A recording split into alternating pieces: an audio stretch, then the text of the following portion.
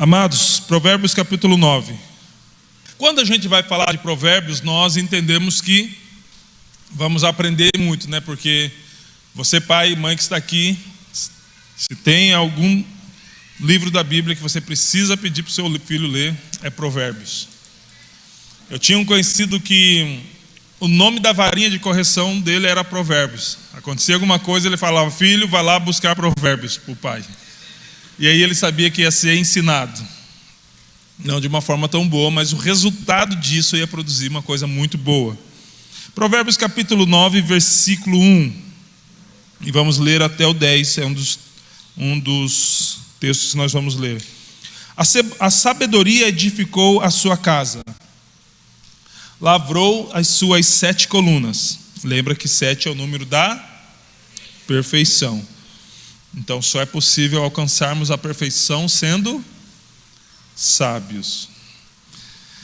Carneou os seus animais, misturou o seu vinho e arrumou a sua mesa. Já deu ordens às suas criadas e assim convida desde as alturas da cidade quem é simples: volte-se para aqui. Aos faltos de senso diz: vinde, comei do meu pão e bebei do vinho que misturei. Deixai os insensatos e vivei. Andai pelo caminho do entendimento. O que repreende o escarnecedor traz afronta sobre si, e o que censura o perverso a si mesmo se injuria. Aqui a gente já vê que a gente já ficou de cara algumas vezes em alguns aconselhamentos. E a gente precisa perseverar naquilo que a gente está fazendo. Mas olha o que a Bíblia fala: o que repreende o escarnecedor traz afronta sobre si. O escarnecedor, ele sempre vai erguer os tamancos, queridos. No aconselhamento, primeiro que o escarnecedor, geralmente ele não pede conselho, a gente aconselha por amor. Sabe aquela que a gente fala, conselho de quem ama, ou dica de quem ama, mesmo ele às vezes não pedindo conselho. Mas geralmente o escarnecedor, ele vai te afrontar pelo conselho que você vai dar a ele. E o que censura o perverso a si mesmo se injuria. Não repreendas o escarnecedor, para que não te aborreça. Repreende o sábio, e ele te amará.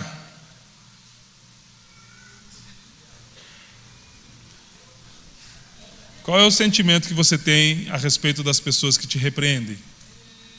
Isso pode dizer se nós estamos nos tornando sábios ou não. Por quê? Abrindo um parênteses, esse aqui nem veio muito forte no meu coração de ler, por isso que eu estou até lendo na Bíblia, porque eu não coloquei ele no esboço. Porque, queridos, é impossível nós termos uma vida de sucesso na liderança, seja em qual âmbito for, seja no ministerial, seja na liderança da sua casa, seja na liderança da sua empresa, como empresário ou como um intraempreendedor, ou seja, um executivo, um diretor, um gerente, sem nós termos sabedoria.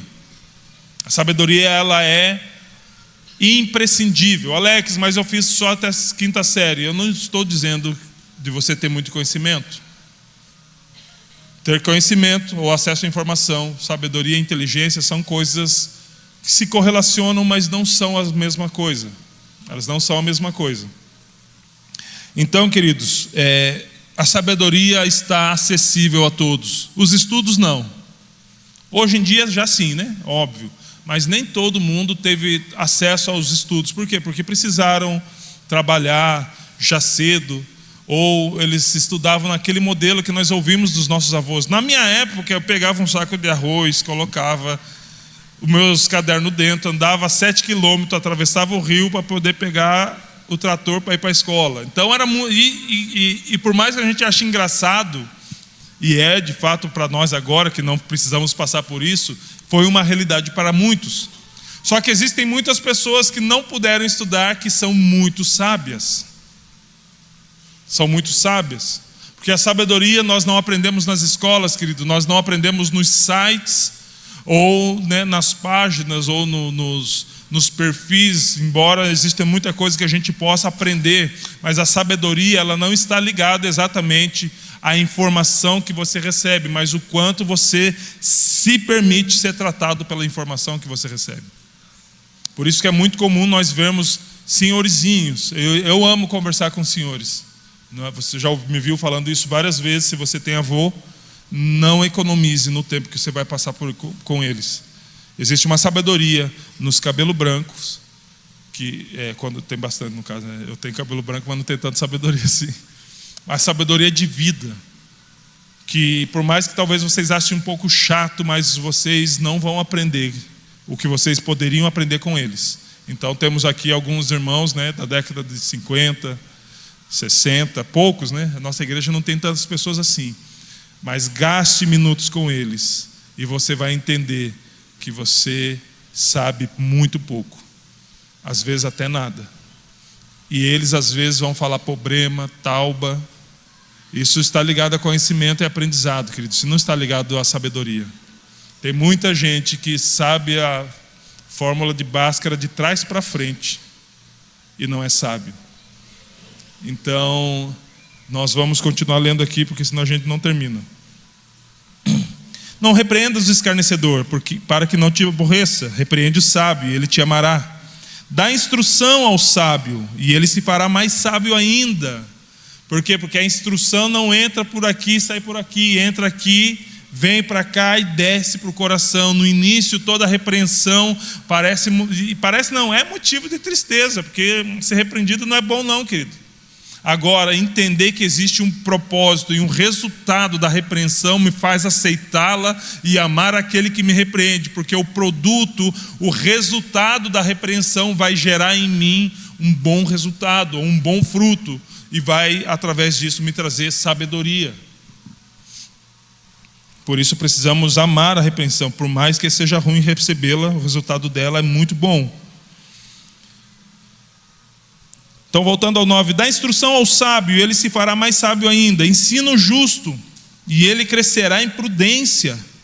O temor do Senhor é o princípio da sabedoria, e o conhecimento do santo é prudência. Alex, como eu sei que eu estou me tornando sábio? Na medida que você tem temor.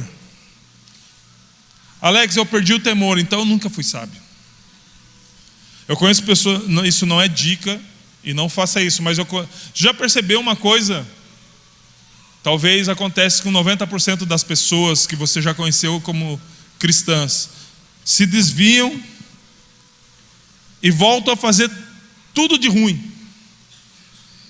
Alguns poucos se desviam, mas conseguem manter-se no caminho dos estudos, de uma boa família, ou do seu trabalho. Por quê? Porque ele permitiu que o temor do Senhor lhe trouxesse sabedoria. Óbvio que ficou somente uma sabedoria natural, material e carnal, e nós vamos ver para frente que essa não é a sabedoria exata que nós precisamos ter. Mas vamos fazer uma matemática aqui. A Bíblia fala que a sabedoria convidou para um banquete. E ela convidou para quê? Para que as pessoas se tornassem sábias. E o temor do Senhor é o princípio da sabedoria. E quando nós fazemos o máximo para não pecar contra Deus, para não entristecer ao Espírito Santo de Deus, para não errar contra Deus, é porque nós o tememos. Logo, se o tememos, somos sábios. Então, se eu vivo tropeçando, ao invés de eu viver de fé em fé, de glória em glória, eu só vivo de BO em BO, tropeço em tropeço, isso quer dizer que então eu não estou sendo sábio. E pior, eu não estou temendo a Deus. Eu creio muito que não haverá no paraíso, na eternidade com Cristo, alguém que não tema a Deus. Alex, e você sabe, eu não estou aqui falando que você não pode pecar, não estou falando disso, querido. Até porque a gente não precisa nem dessa autorização, a gente faz sem autorização mesmo. Eu estou falando da iniquidade. A iniquidade é o repelente da sabedoria, é o repelente do temor. Então, como que eu consigo manter o temor em dia e continuar no caminho da sabedoria? Me arrependendo. Eu peco, e a Bíblia diz que aquele que não peca é mentiroso. Então, se ele diz que não pecou, já cometeu o pecado da mentira. Mas eu me arrependo. Por quê? Porque eu temo a Deus. Eu tenho temor do Senhor. Eu não quero entristecer o seu Espírito Santo. Então, por isso que, ao passo que eu vou, né, e nem não precisa ser progressivo, mas ao passo que eu estou pecando, mas nessa jornada, não vou dizer ao passo, mas se nessa jornada eu pecar, de preferência por acidente, se eu tenho que tentar salvar alguma coisa, não é a minha reputação. Se quando eu estou caminhando na minha vida cotidiana, eu tropeçar, o que eu tenho que salvar não é o meu cargo ou o meu ministério, não deve ser a minha referência como um homem de Deus, ou um discipulador, ou um líder. Não, se no passo que eu estou caminhando com Cristo, eu errar, uma coisa que eu preciso, ou a primeira coisa que eu preciso manter intacta é o temor a Deus. E geralmente não é com isso que a gente se preocupa com aquilo que aparece, o que vão pensar de mim, que você é pecador igual a todo mundo. A diferença é que tem uns que se arrependem, outros demoram um pouco mais, outros são mais sábios e se arrependem muito mais rápido, perdem muito mais rápido o perdão. Então, nesse contexto de agradar ou desagradar a Deus, a sabedoria, ela é notada pela prontidão de um coração arrependido e que tem um entendimento que precisa receber uma disciplina. E a disciplina que eu estou dizendo não é um castigo, não é um puxão de orelha, é me ajude a não fazer mais isso, porque eu não quero mais desagradar o meu Deus. Eu lembro uma vez que eu estava trabalhando numa fábrica de shape. Na verdade eu tinha uma fábrica de shape em sociedade com outro rapaz, shape de skate. E eu precisava aprender, porque eu também trabalhava, né? Empreendedor no Brasil, ele não é só dono. Ele paga, recebe às vezes menos, trabalha um pouco mais. Então você está com a mente, não, eu quero trabalhar para mim, não quero trabalhar para os outros, porque eu não aguento mais, eu quero ser meu próprio patrão. Você diz ou digo? Você vai ter vários patrões, querido. Vários patrões. Mas eu lembro quando eu estava, o shape precisava ficar com uma borda bem arredondada, e eu não estava conseguindo passar ele de uma forma bem, a forma perfeita na tupia, para depois no lixamento ele ficar com a borda bem arredondada. Ela ficava uma borda um pouco cônica. E daí o rapaz, isso aqui é o que precisa ficar, é dessa forma que precisa ficar. E daí eu falei, eu já sei a forma que precisa ficar, me ajuda uma coisa. Aponta o que eu estou errando, porque eu quero evitar o erro, e evitando uma série de erros eu alcanço mais facilmente o alvo que eu preciso acertar. Então, o desejo de aprender não está apenas eu quero me tornar ou chegar à estatura tal, não, é o que eu estou errando, aonde eu estou errando.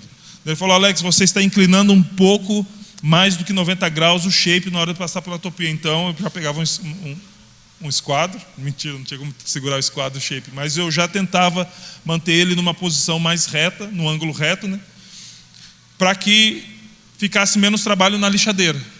E isso fez com que o resultado final fosse alcançado, à medida que eu pedia para ele apontar os meus erros. Mas não para ele apontar os meus erros para ele demonstrar que sabia mais. Não é esse o intuito que eu queria, que ele apontasse os meus erros. Ele entendeu, foi para que eu evitasse. Então, todas as vezes que nós temos os nossos erros, os nossos BOs apontados, querido, e nós teremos isso porque caminhamos assim.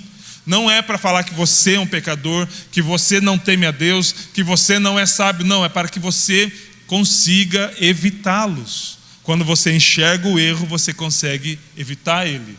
Quando você consegue enxergar um buraco, quem dirige sabe muito bem disso, você consegue evitá-lo. Evitando o buraco, você evita danos. Evitando os erros, evitando os pecados, você consegue evitar consequências. Então, só que muitas vezes nós não vamos ver os erros. Por quê? Porque eles estão em nós. Mas ao passo que a gente consegue enxergá-los, nós conseguimos evitá-los. Então, queridos, quando você chegar no seu discipulado, você fala para o seu discipulador. Se ele ainda não disse, né? Tem discipulador que faz questão já de pontuar. Ou às vezes você não tem erro nenhum, você só falta as asas de anjo e tem que subir para o céu. Mas fala, ele me ajuda a alcançar o propósito pleno do Senhor. Aonde eu estou errando? Qual é o meu erro?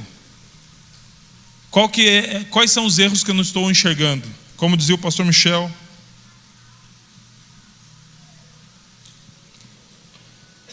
seja o meu retrovisor de ponto cego, né? Qual é o meu ponto cego? O que eu não estou enxergando? Você só vai conseguir evitar os erros que você conseguir enxergar. Então, queridos, o tema da mensagem é sabedoria do alto. A Bíblia fala para a gente ser sábio, mas existem alguns tipos de sabedoria, e o texto que nós vamos entrar, principalmente em Tiago, que o Tiago ele é o Provérbios do Novo Testamento, ele vai falar que tem duas sabedorias.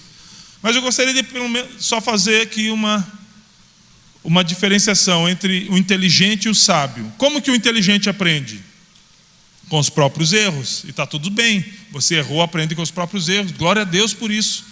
O problema é que tem gente que erra e não aprende, né? Então o inteligente aprende com os próprios erros. E o sábio? Ele aprende olhando o inteligente errar. Então ele olha o inteligente errando, ele aprende com os erros do inteligente. E não precisa repetir aquilo nele. Então já dá para a gente saber se a gente é sábio ou inteligente. Eu estou mais para inteligente do que sábio, porque eu erro, às vezes eu aprendo, mas estamos nessa caminhada continuando. Queridos, é impossível nós termos uma liderança eficaz sem nós buscarmos sabedoria de Deus. Estamos aqui em líderes, discipuladores e aqueles que desejam ser líderes. E a sabedoria de Deus, ela está totalmente relacionada a relacionamentos. Quem foi o homem mais sábio na Bíblia, no plano vertical pelo menos? Salomão. E qual foi o grande feito dele como um homem sábio que a gente conhece, ou pelo menos o primeiro feito? Entre aquelas duas meretrizes. Ele pôde julgar num relacionamento. Todos lembram disso aí? Quem não sabe dessa história, levanta a mão, que Deus já viu se eu conto ou não. Há pouca gente sabe, mas eu vou contar.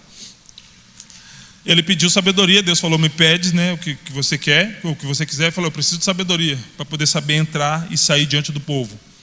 E numa dos seus dias de reinado, veio duas meretrizes, as duas tinham tido um filho, tinham um filho pequeno. E uma falou, ela dormiu sobre o filho dela, matou o filho dela, pegou o meu, vivo, colocou no leito dela e pegou o morto que era dela e colocou no meu leito. Quando eu acordei, a criança estava morta e ela dizendo que a criança era dela e estava viva. Só que a outra meretriz não confirmava essa história. Salomão fala, não, é facinho de resolver. Traga uma espada, vamos cortar a criança viva no meio e cada um fica com uma parte da criança. A mãe que tinha matado a outra criança, a mãe falsa, que não era mãe daquela criança viva, falou, para mim está tudo bem. Por que tudo bem? Porque não tinha nada a perder, porque tudo que ela já tinha perdido. A mãe verdadeira falou, não, eu prefiro que fique com ela, porque ele é meu filho, e eu quero que ele tenha vida. Então, o rei Salomão, eu tinha falado de Saul alguma vez? Não, né? Salomão disse, então dê a essa mulher que falou que prefere que o filho seja vivo, porque esse sentimento só uma mãe pode ter. Então, com muita sabedoria, ele julgou aquela causa, e isso foi um dos fatores que fez com que ele ficasse famoso. O reinado de Salomão ficou muito famoso por toda a sua sabedoria. Embora eu preferia ter um pouco mais da sabedoria do seu pai, Davi. Porque ele teve uma sabedoria muito boa, mas a sabedoria de Salomão não era foi dada por Deus, mas não era do alto. Por quê? Porque o princípio da sabedoria é o quê? O temor. O temor de Deus, na verdade, é o princípio da sabedoria. Quantas mulheres ele teve? 700 mulheres. Se corrompeu. Entendeu? Então ele recebeu uma sabedoria vertical. O homem mais inteligente em sabedoria. Não, ele recebeu uma sabedoria horizontal, perdão. O homem mais inteligente, verticalmente falando, depois de Jesus, na minha concepção, era, na verdade é uma dupla, Elias e Eliseu. Verticalmente falando, a respeito das coisas do alto, esses dois homens. Tiago capítulo 1, versículo 5. Na verdade eram 300 mulheres, querido, eu que errei, perdão. 300 mulheres e 700 concubinas, né? Que ele eram como se fossem servas dessas mulheres, mas ele se deitava com todas. foi corrompido por todas elas. O seu desejo levou à ruína. E o reinado dele foi um dos mais promíscuos, só não foi mais do que Acabe. Por quê? Porque ele não era sábio com a sabedoria que nós precisamos ter. Tiago capítulo 1, versículo 5. Se porém algum de vocês necessita de sabedoria, peça a Deus, que a todos nega, que a todos dá com generosidade e sem reprovações. Ou seja, existe um desejo no coração de Deus de que você seja aprovado no quesito sabedoria. Ou seja, que seja aprovado o teu desejo de receber sabedoria. Alex, eu não tenho sabedoria, eu não sou um homem sábio. Talvez a gente esteja confundido com inteligência, mas sabedoria, a Bíblia está dizendo que nós precisamos pedir a Deus. E Ele dá com generosidade, sem reprovações. Por quê? Porque a sabedoria, ela reflete o caráter de Deus. Tanto que ele fala, dá a todos com generosidade e sem reprovações, e ela lhe será concedida. Peça, porém, com fé, em nada duvidando, pois o que duvida é semelhante à onda do mar, impelida e agitada pelo vento, né? Vai em volta. Que uma pessoa dessas não pense que alcançará do Senhor alguma coisa, nem sabedoria, nem nada. Por quê? Sendo indecisa e inconstante em todos os seus caminhos. Uma pessoa que começa e não termina, que diz que vai fazer e não faz.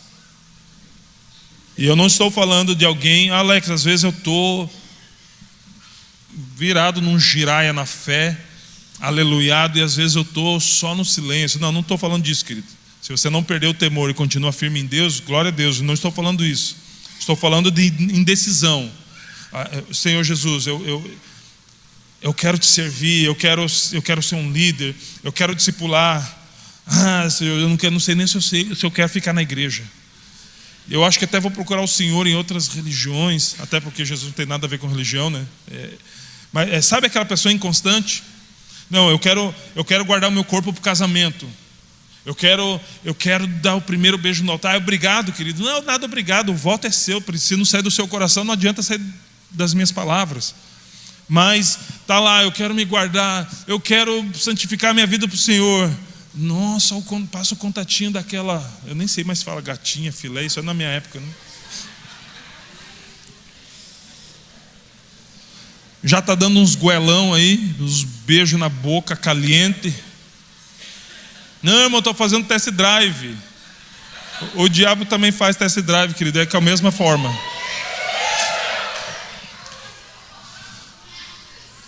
Então, às vezes está indeciso, inconstante, quer Jesus, quer se guardar, só que daqui a pouco está mandando nudes. Ou, eu estou falando de uma forma engraçada, querido, mas é sério.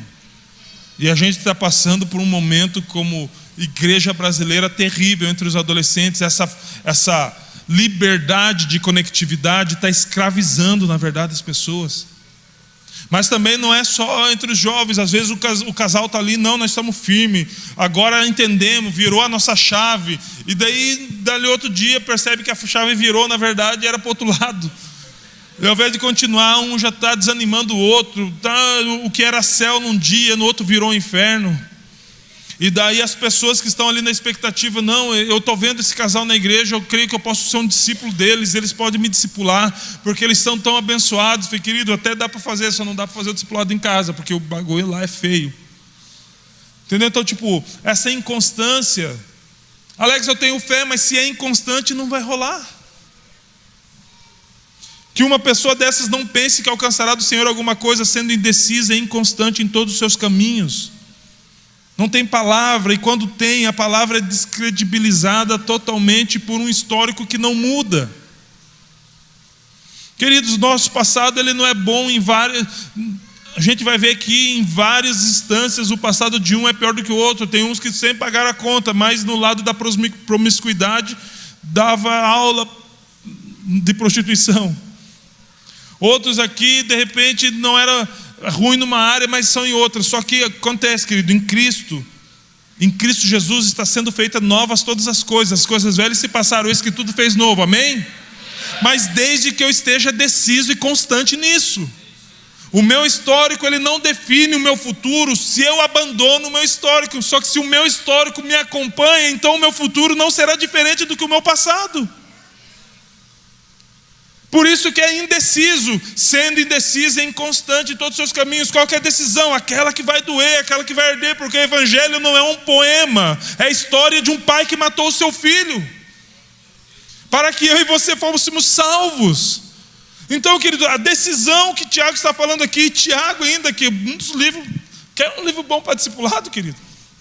Tem discípulo linguarudo, inconstante, que só dá na trave. Provérbios e Tiago, você vai ter assunto para alguns anos. Agora, se você é o discípulo linguarudo, o inconstante, indeciso, falastrão, nós não cremos naquele verso que diziam, eu já disse isso, eu vou confessar. Meus tempos, principalmente de igreja tradicional, a Bíblia, quando ela está fechada, é somente mais um livro, mas quando ela está aberta, é a boca de Deus falando. Querido, a Bíblia tem eficácia para aqueles que ouvem e a praticam. Ter a sua Bíblia aberta no Salmo 91, ou saber de cor João 3,16, ou Salmo 23, não vai mudar a sua vida. Ela vai ter poder quando eu pego essa palavra e faço como o salmista Davi disse: a sua palavra escondi, guardada no meu coração, para não pecar contra ti. Tem até uma música da Aline, acho que é da Aline Barros, sobre isso, para ficar mais fácil para a gente memorizar. Cassiane? Nani Azevedo? Alguém regravou e ficou tão boa, porque a Bíblia, né, óbvio que vai ficar boa. Mas se nós não tivermos temor em Deus, para pegar as palavras dele e aplicar no nosso coração, não alcançaremos sabedoria. Aí poderemos pedir, e nunca vai nos ser dado, porque a Bíblia diz: pedir e não recebeis, porque vocês pedem mal, para gastar segundo as vossas cobiças. E como que eu posso pedir bem, quando eu peço o que Ele quer para a minha vida? Quando eu oro a vontade de Deus para a minha vida. Só que só é necessário, ou só é possível conhecer a vontade de Deus se eu vejo Romanos 12, que começa: rogo-vos, pois irmãos, pela compaixão de Deus, que apresentei o vosso corpo como sacrifício vivo, santo e agradável a Deus. E daí lá no versículo uns 3 ou 4 para frente, que eu não lembro qual, para que possais experimentar qual seja a perfeita, boa e agradável vontade de Deus. Então, para experimentar a perfeita, boa e agradável vontade de Deus e orar a vontade de Deus, eu preciso oferecer o meu corpo como sacrifício vivo. E versículo 2 ou 3, não nos conformando com esse mundo, mas sendo transformados pela renovação do nosso entendimento. Ou seja, antes eu tinha uma sabedoria baseada nas coisas do mundo, agora é minha sabedoria baseada nas coisas do alto. Essa é a evidência da transformação de mente. Deixa eu tomar um. Podemos ter vários talentos, dons, vocação, mas sem sabedoria dificilmente venceremos e avançaremos com pessoas. Porque a sabedoria de Deus, ela está totalmente relacionada a vínculo. E tem que ser sábio para lidar com a gente. Nós somos cabeção demais, cara. Tanto que a Bíblia fala, quando um irmão quiser colocar o outro na justiça, ele fala: ei, isso é vergonha para vocês como igreja. Por acaso não há entre vós o quê? Sábios. Ele falou entre vocês. Sabe o que está dizendo? Porque não estou falando vocês, estou falando vocês da Bíblia. Não há sábio entre vocês. Porque vocês dois não são, mas entre vocês deve ter algum. É isso que a Bíblia está dizendo. Se vocês estão brigando a ponto de ir ao juiz, é porque vocês dois não são sábios. Mas entre vocês não tem algum sábio? E olhando para a Bíblia, a sabedoria, ela é exclusiva? Não. Ela é apenas para líderes? Não. Peçam, se algum de vocês necessita de sabedoria. Vou fazer uma pergunta invertida: algum de vocês não necessita de sabedoria? Então a questão é: todos nós precisamos de sabedoria. Então, se nós precisamos de sabedoria, o que nós precisamos fazer? Pedir a Deus. Mas só receberemos se não duvidarmos e se formos decididos ou bem resolvidos. Seja bem resolvido, querido. Seja bem resolvido. Eu não tenho problema em ser reprovado. Não. Pode acontecer com todos nós. Mas eu sei quem eu sou. Isso não vai me botar numa crise existencial. Será que Deus não me ama? Não, querido, eu sei quem eu sou salvo em Cristo Jesus. Não por mérito meu, porque senão eu não seria salvo, se fosse mérito meu. Não, eu sei quem eu sou, eu sei para onde eu estou indo, eu sei a quem eu sirvo, e eu sei o que Ele fez em mim, eu sei de onde Ele me tirou. Sou bem resolvido. Alex, algumas coisas não deram certo, continua a nadar. Doris foi muito bem, muito sábia. Eu continuo indo para o meu alvo em Cristo Jesus, querido. Nós precisamos entender que ser bem resolvido, que é o contrário de ser indeciso, e o contrário de ser inconstante é ser constante. Perseverar. Alex, tropecei, levanta e continua, querido. Ninguém, não vai vir um anjo do céu, oh meu querido, oh meu lindo, minha linda, se levanta. Não, querido, o diabo quer matar você, levar a sua alma para o inferno. Se a gente ficar se embaçando com as coisas da queda, nós jamais vamos nos levantar e avançar adiante. Seja bem resolvido. Bem resolvido. Eu sei quem eu sou, pecador, porém um pecador salvo, que foi redimido. Eu sei que Deus é o soberano, todo-poderoso, que está aqui para me ajudar naquilo que for necessário, mas aquilo que cabe a mim fazer, eu preciso fazer. E sei quem o diabo é também, porque já estive na mão dele, e muitas vezes tive prazer em estar na mão dele.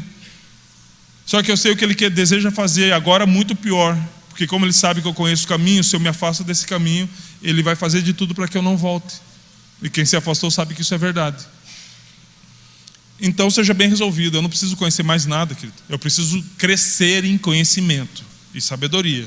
Mas aquilo, as três coisas que definem ou que definiam a minha vida, eu já sei. Ou sou eu mesmo e não vai dar bom, ou é o cão, ou é Deus. Eu não tenho dúvida sobre isso. A gente precisa estar resoluto sobre isso. A gente economiza nosso tempo, tempo do nosso discipulador, do nosso líder e das pessoas que estão chegando e ainda não tem ninguém discipulando elas, porque a gente está se embaçando como um cachorrinho correndo atrás do rabo, circuncidando em torno do nosso problema. Enquanto a gente não parar de fazer isso, as pessoas vão continuar sofrendo sem ter alguém que os auxilie. Ei, pare de indecisão, seja resoluto, seja constante. Falei, eu sei quem eu sou, sei quem eu tenho crido, eu conheci a sua palavra, preciso continuar conhecendo, crescer em conhecimento, mas o que eu conheci eu vou praticar. Não queira ler 300 livros se a gente não consegue praticar uma linha de um versículo. Então vamos mirar no que a gente precisa avançar, querido. Isso é sabedoria. Sabedoria não é conhecer muito, é praticar o que pouco se conhece. Então a gente precisa entender que Deus não está procurando os sabão, os bibliudos. Ele está procurando aqueles que estão com fome e sede de pegar um pouquinho que Ele deu e praticar. Lembra quando Maria, seus irmãos, os irmãos de Jesus foram lá, e daí foram até Jesus, sua família está aí, sua mãe e seus irmãos estão aí. Ah, que legal. Quem são minha mãe e meus irmãos? Senão aqueles que ouvem a minha palavra e a praticam. Entendeu que nenhum vínculo, se dons, talentos e vocação não são suficientes sem sabedoria, imagine um vínculo familiar. Jesus não colocou nepotismo ali em nenhuma instância, querido. Ele falou que quer ser da minha família, ouve a palavra e pratica. Óbvio que ela fazia, Maria era uma mulher de Deus, mas Jesus, ele tirou totalmente a possibilidade de nepotismo, só por laços sanguíneos. Não. Qual que é o critério? Ouvir e praticar. Isso é sabedoria. É necessário que um líder tenha um mínimo de sabedoria para lidar com as demandas da vida ministerial e a vida cotidiana. Por isso precisamos de uma sabedoria que não se conquista nesse plano. Tiago capítulo 3, versículo 13. Vamos ler até o 18. Quem entre vós é sábio e inteligente? Pode ver que aqui ele já separou uma coisa da outra. Ele fez a pergunta, eu vou fazer a pergunta para você. Quem entre vocês é sábio e inteligente? Meu Deus, ninguém considera sábio, pelo menos inteligente. Olha, apontou para o marido. Isso aí, irmã. O varão é o cara, muito inteligente. Sábio é só você que vai dizer se ele é. Mas na verdade ele não falou para uma demonstração pública. Eu. Não, ele não está fazendo uma pergunta ali. Não estou criticando você porque eu que pedi para levantar a mão, mas não precisa levantar a mão, não. Ele estava falando que, apontando para uma evidência de que se somos de fato sábios mesmo. Então, quem entre vós é sábio e inteligente, mostre as suas obras em mansidão de sabedoria, mediante a sua boa conduta. Ou seja, a sabedoria, ela tem fruto, ela tem evidência, ela tem um cheiro que as pessoas sentem quando ela é exalada, ela tem uma cor que as pessoas sentem quando ela é demonstrada. Se, pelo contrário, vocês têm um coração, tem em seu coração inveja amargurada, percebeu que ele falou inveja amargurada? Sabe o que é o mais intrigante? Que a palavra inveja, ela vem da tradução do grego zelos, que é a mesma palavra que Jesus usou quando estava com o azorrague na mão. Só que Jesus tinha um zelo não amargurado. É a mesma definição, a mesma raiz do grego. Só que óbvio, né? Para cada palavra no grego a gente tem pelo menos 3 definições. Mas a raiz da palavra é zelos, a mesma palavra. Mas ele fala inveja amargurada e sentimento de rivalidade, não se gloriem nisso, nem mintam contra a verdade. Ou seja, ele já está mostrando pontos de quem não tem sabedoria. Versículo 15, essa não é a sabedoria que desce lá do alto, pelo contrário, é terrena, animal e demoníaca. Ou seja, existe sabedoria aqui na terra? Existe. Mas muitas pessoas são sábias aqui na terra e a sua sabedoria é demonstrada quando pisa no outro. Ela só consegue crescer se pisar em alguém. Ela só consegue ter fama ou razão se ela difamar alguém, se ela expor alguém de forma que ela seja beneficiada com isso. Para que eu seja exaltado no meio de vocês, eu preciso depreciá-los. Isso pode ser uma sabedoria, mas não é do alto. Antes ela é terrena, animal e demoníaca e diabólica.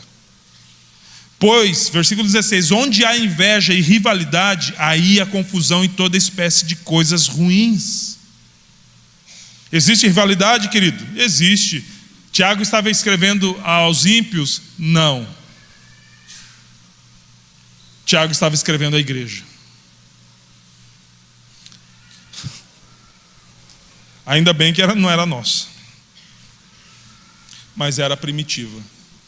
E se na igreja primitiva tinham as coisas assim, entende-se, óbvio, que a igreja primitiva era a base em Jerusalém, mas ele escreveu a pessoas que foram alcançados por essa base. Será que nós não temos rivalidade e inveja no nosso coração? Nos alegramos quando o nosso irmão conquista algo? Ou ficamos bravos por que eu não tive primeiro? Por que eu não liderei primeiro se eu estou aqui há mais tempo? Por que eu não ganhei um discípulo ainda se eu já estou há tanto tempo aqui? Por que eu ainda não estou participando de um ministério? Eu sei tocar tal instrumento. Diz aí um instrumento bem raro. Harpa. Eu só vi uma pessoa tocando pessoalmente. Então é bem difícil alguém que toca. Eu sei tocar harpa. Por que eu não estou no ministério de louvor? Será que é porque eu não consigo me alegrar com o irmão que chegou há menos tempo que eu e conseguiu alcançar o que eu desejo alcançar? Porque existe muito mais sabedoria em reconhecer que, ainda que eu não veja nitidamente o que o irmão tem, mas eu reconheço que se ele alcançou foi porque Deus o abençoou. Foi porque Deus de alguma forma o escolheu. E talvez a minha vez ainda não chegou, mas a questão aqui não é vez, querido. Nós não estamos um contra os outros. Nessa jornada chamada corrida da fé, nós não competimos um com os outros, nós competimos conosco mesmo. Porque aquilo que Paulo escreveu quando estava no final dos seus dias, combati o bom combate, ele não combateu contra os irmãos. Percorri a carreira, ele não correu contra os irmãos, ele estava correndo contra si mesmo.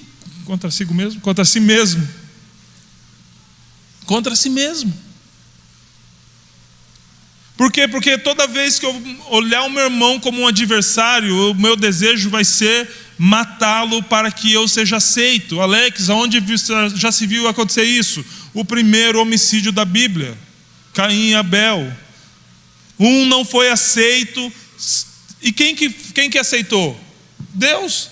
Então o que o irmão tinha a ver com isso? Abel por acaso falou: não, Deus, não aceito o dele não, aceito o meu está melhor que o dele. Ele fez isso? Não, ele só fez o seu melhor, porque ele estava oferecendo a Deus. Mas o seu irmão, Deus atentou para a oferta de Abel, e Caim também. Caim atentou para a oferta de Abel, porque se ele atentasse para a sua oferta, provavelmente ele teria sido aceito. Mas ele também atentou para... Ele quis julgar segundo o que Deus julga, a ponto de sentir raiva do seu irmão. O primeiro homicídio foi entre irmãos, queridos. Então quando Tiago ele fala aqui de rivalidade, ele está falando dentro da comunidade dos santos, dentro do desejo que nós temos de fazer algumas coisas, ou alcançar algumas coisas. Não tem nada errado com isso, querido. Mas em detrimento da perda, do fracasso do outro, então está tudo errado. O que é ser um líder segundo o parâmetro de Tiago? É ser um líder que vai fazer de tudo para que você, eu como líder, fazer de tudo para que você seja melhor do que eu. Esse é o parâmetro de um líder. Porque eu só posso repetir como líder: vocês farão obras maiores do que eu fiz, porque o maior líder de todos os tempos repetiu isso, que foi Jesus. E vocês farão obras maiores. Alex, mas nós nos tornaremos maior ou menor? Essa não é discussão, querido. A discussão é o meu desejo que vocês façam muito mais do que eu fiz, porque eu fui cabeção demais. Eu esqueci de Jesus dos meus 18, 19 anos até os meus 30. Vocês não precisam passar por isso. Se vocês não se esquecerem de Jesus, não perderem um temor, Deus vai poder fazer muito em vocês e através de vocês. Essa é uma verdade, só que nós precisamos entender que isso não vai acontecer de qualquer forma. Nós precisamos buscar sabedoria para que a gente possa avançar, porque o reino de Deus é estabelecido sobre pessoas, e se tivermos inveja e rivalidade, vai ter confusão. E onde há confusão não existe prosperidade, onde há confusão não existe progresso, onde há confusão não existe crescimento. Então nós vamos alcançar uma igreja de 5.000 membros, amém? Então não pode haver confusão, não pode haver inveja, não pode haver rivalidade, porque isso são coisas que repelem qualquer tipo de crescimento. E por que nós vamos ter uma igreja desse tamanho? Porque nós queremos servir a cidade muito melhor. Eu já creio que nós servimos essa cidade de uma forma muito, muito relevante. Poderíamos sempre, óbvio, sempre podemos fazer melhor.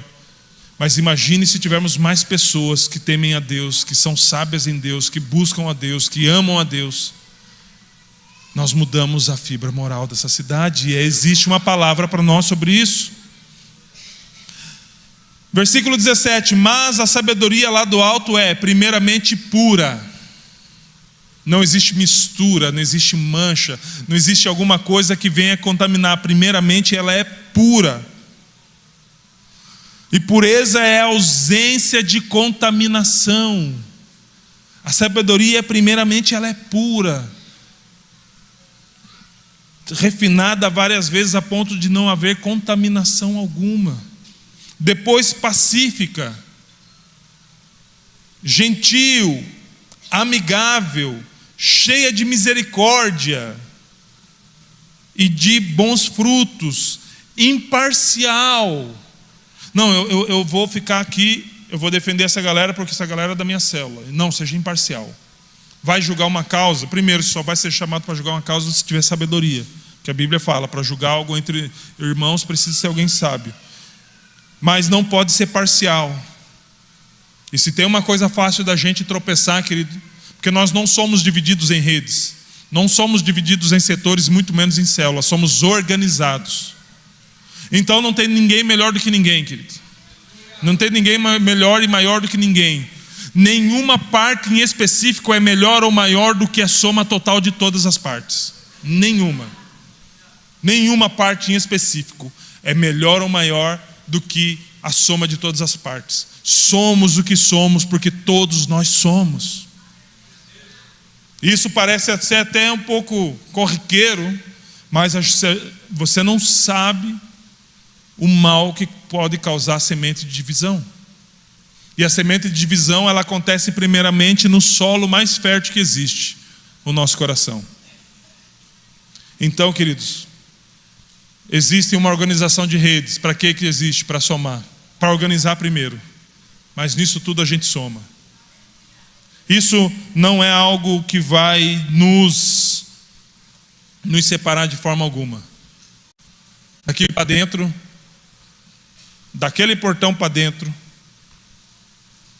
mas para fora das portas da sua célula, você não é Difflin, você não é Strong, você não é Fire, você é Paz Church Guaratuba.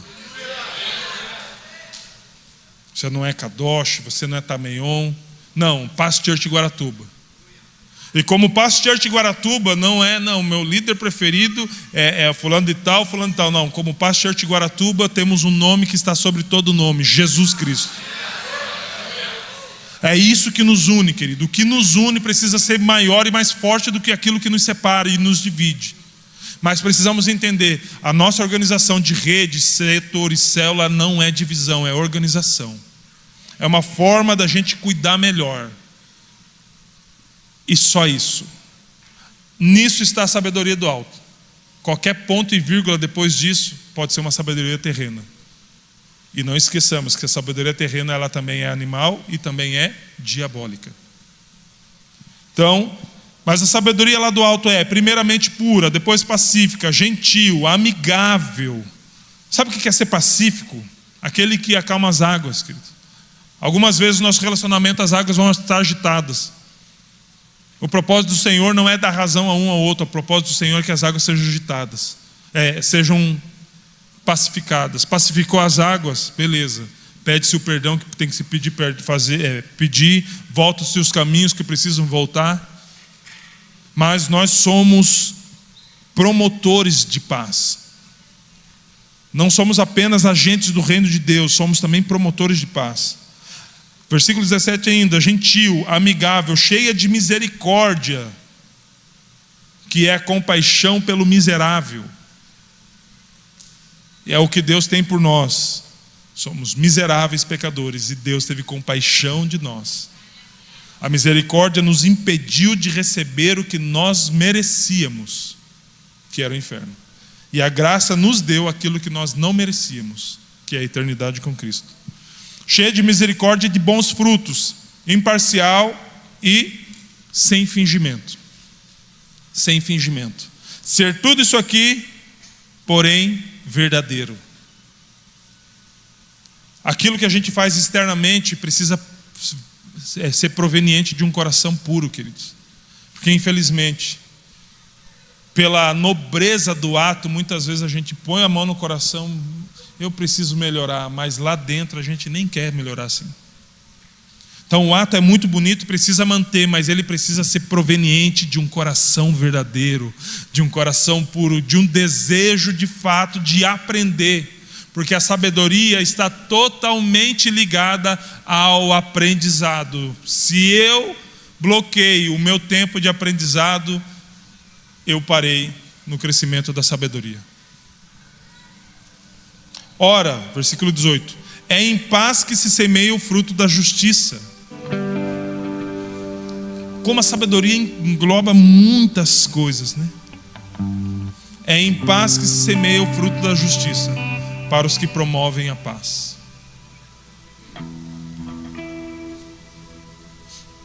Se coloque de pé para parecer que está acabando.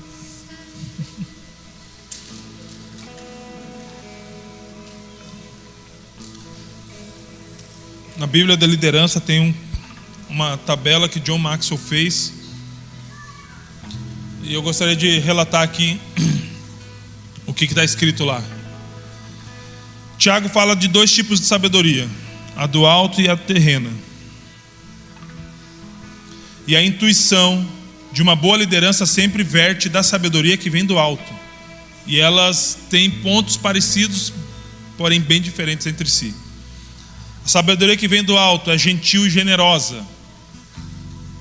A dessa terra é egoísta, ambiciosa e vingativa. Sabedoria que vem do alto fala a verdade. A que vem da terra fala mentiras e enganos. A que vem do alto é pura e organizada. A que vem da terra é desordenada e demoníaca. A sabedoria que vem do alto produz paz. A sabedoria que vem de baixo, que vem da terra, que é animal, terrena e diabólica, produz discórdia. A sabedoria que vem do alto é razoável. Alex, o que é razoável? Alguém que é equilibrado, que tem bom senso. A sabedoria que vem da terra, que vem de baixo, é egocêntrica, pensa em si mesmo. É descontroladamente egocêntrica, desequilibrada. A sabedoria que vem do alto, seus frutos são amor e misericórdia. A sabedoria que vem de baixo, seus frutos são conflitos e competição. E o reinado de Jesus é com base na sabedoria. Isaías capítulo 11, versículo 1. Do tronco de Jessé sairá o rebento, e das suas raízes brotará um renovo, a saber, Jesus Cristo. Repousará sobre ele o Espírito do Senhor, o Espírito de sabedoria e de entendimento, o Espírito de conselho e de fortaleza, o Espírito de conhecimento e de temor do Senhor. Ele terá o seu prazer no temor do Senhor, não julgará segundo a aparência e nem decidirá pelo que eu lhe ouviu dizer. A nossa sabedoria não julga, e julgar nesse caso é algo totalmente lícito, pela aparência, pelo que os outros dizem, pelo que parece ser. Não, se ela é pura, o julgamento é com base naquilo que é. E nós como líderes, querido, precisamos pedir sabedoria a Deus. Por quê? Porque estamos conduzindo muitas vidas. Estamos aproximadamente, 300 pessoas aqui dentro? 350 aqui dentro.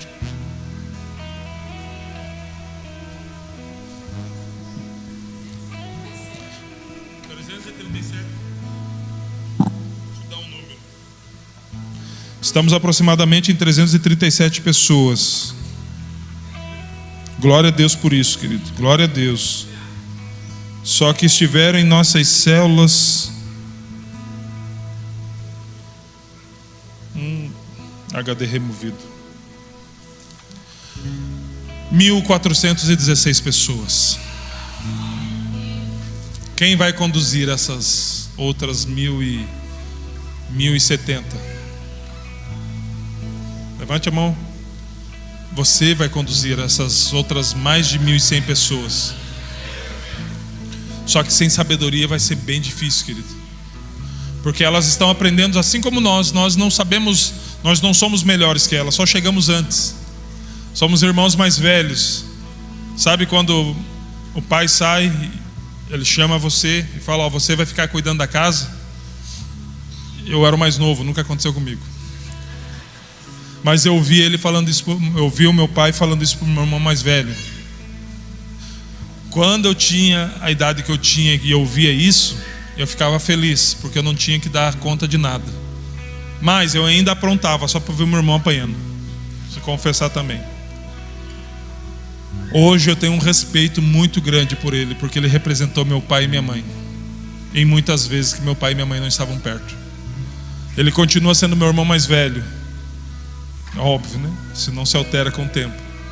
Só que tudo que é relacionado à nossa família é meu, querido. Isso não é doutrina. Tudo que é relacionado à nossa família, eu falo: mano, o que nós vamos fazer? O que você está pensando em fazer? O que eu posso contribuir para que a gente faça um aniversário legal, como foi o aniversário de 50 anos dos nossos pais? Porque eu devo obediência ao meu irmão mais velho? Não. Mas é uma forma de honrá-lo. É a admiração que eu tenho porque ele se manteve totalmente nos trilhos que foram estabelecidos pelos meus pais, pela profissão e pela fé. Eu já não, eu chutei o balde no caminho. Eu desviei, parei de estudar por um tempo. Ele não, ele foi o primeiro formado em faculdade, toda a família, não só da nossa família, mas dos nossos primos. Abriu a porta, né? Graças a Deus tem muitos hoje formados. Talvez ele carregou o peso de ser o irmão mais velho, mas ele fez isso sendo sábio. E a sabedoria dele até hoje atrai a nossa dedicação, atrai a nossa admiração. Para mim, falar do meu irmão mais velho é algo muito, muito precioso. Eu tive o privilégio, mesmo tendo me afastado do Evangelho, mas eu apresentei o Evangelho para ele, do qual ele jamais se desviou. O sonho dele era ser um pastor, e ele se alegra muito, mesmo que ainda não tenha alcançado esse sonho, do que eu alcancei. Hoje ele é um engenheiro renomado, trabalha numa multinacional, mas é um cara que tem uma fé e uma sabedoria incrível, da qual eu tento imitar todos os dias. A sabedoria fez com que a minha família não se separasse, querido. E ela tinha tudo para ficar totalmente, cada um para um lado. A sabedoria do meu irmão mais velho trouxe todos para o lugar onde os meus pais não conseguiram colocar. Então, queridos, a sabedoria que Deus nos dá é para agregar, é para aglutinar as pessoas, é para fazer com que os irmãos que estão longe fiquem mais perto, é para apaziguar situações, porque o pai que não voltou, mas deixou os mais velhos responsáveis pelos mais novos, apaziguem as situações, para que quando ele vir, todos possam estar à mesa. Liderar, querido, é agir com sabedoria nas horas de crise, nas horas de tensão. E uma verdade que eu preciso te dizer: elas existirão, mais do que a gente gostaria. Mas liderar é entender que a vontade de Deus é que sejamos promotores da paz e semeadores da justiça. E a justiça de Deus está em redimir um miserável. Essa é a justiça de Deus. A justiça dele injustiçou um inocente, para que nós que éramos culpados fôssemos justificados. Somos os semeadores, nós como líderes vamos conseguir conduzir um rebanho todo para o lugar que Deus está apontando, quando nós buscarmos a sabedoria daquele que nos chamou, daquele que salvou o rebanho, daquele que estabeleceu a igreja, daquele que estabeleceu tudo isso. Se ele estabeleceu, a sabedoria também vem dele. Então, se nós não buscarmos a sabedoria de Deus para sermos melhores líderes, se não continuarmos na sabedoria de Deus, nos tornando melhores líderes, fracassaremos, cheios de dons, cheios de vocação, cheios de talento, cheios de conhecimento, cheios de informação. Fracassaremos com uma mochila cheia de coisas que o mundo busca, mas vazio daquilo que Deus dá generosamente, que é a sabedoria. Feche seus olhos, por gentileza. Já peço perdão pelo atraso.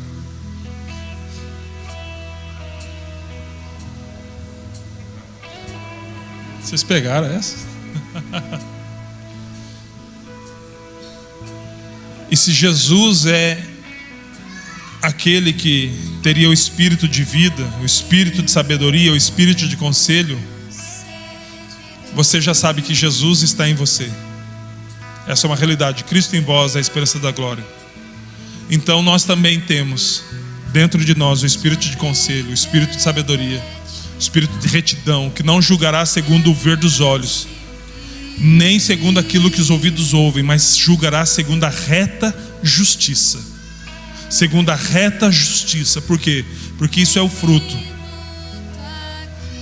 É o fruto que revela quem mora dentro de nós.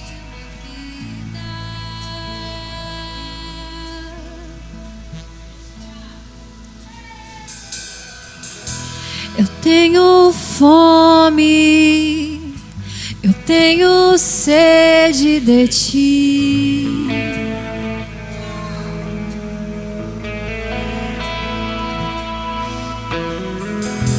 E de aprender de ti, que é manso e humilde.